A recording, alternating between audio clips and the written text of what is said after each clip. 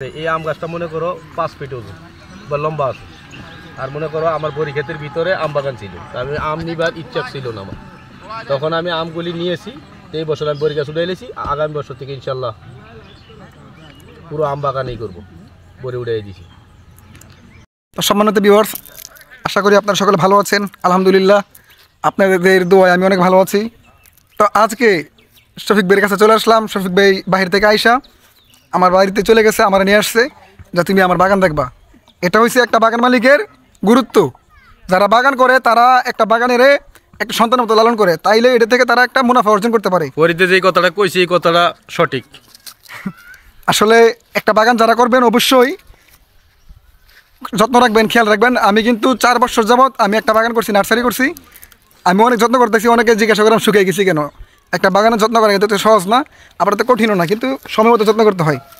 তো নার্সারি থেকে অনেক সহজ ফল বাগান করা।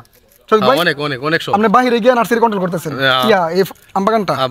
আর আমি কিন্তু দেশে থেকেও 4 জন লোক রেখেও আমি অনেক কষ্ট করতেছি নার্সারি অনেক পরিশ্রমের কাজ। কিন্তু এই যে এরকম ফল বাগান করলে একবার সহজ। মানুষ কথাই বলে না, গাছ লাগাবেন একবার ফল খাবেন শতবার। কথাটা বাস্তব। এই যে দেখেন তো, আমি দেখাই, এই যে দেখেন কি সুন্দর ফল। আসলে ফল কিন্তু দেখলে বোঝা যায় না কি পরিমাণে আসছে। অনেক ফল।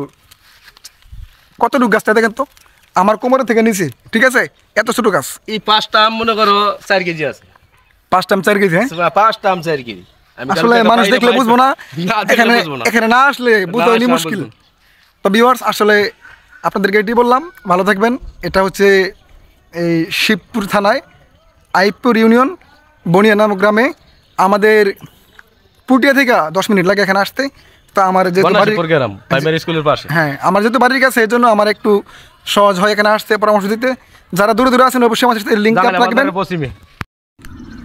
আপনারা সবাই যদি আম বাগান করতে চান তাইলে ফরিদ ভাইয়ের কাছ থেকে আপনারা পরামর্শ নেবেন। ভালো জাতের আমের চারা দিব, সব কিছু আছে, অনেক জাতের চারা আছে, মালটা আছে, তারপরে হইলো কমলা আছে, বাড়িপুর, সব জাতের আমের চারা আছে। উনি একটা সবসময় এসে বাগানটা দেখাশোনা করে, ওনার দায়িত্বে আছে, কারণ আমি দেশের বাইরেতেই ওনাই সব দেখাশোনা করে।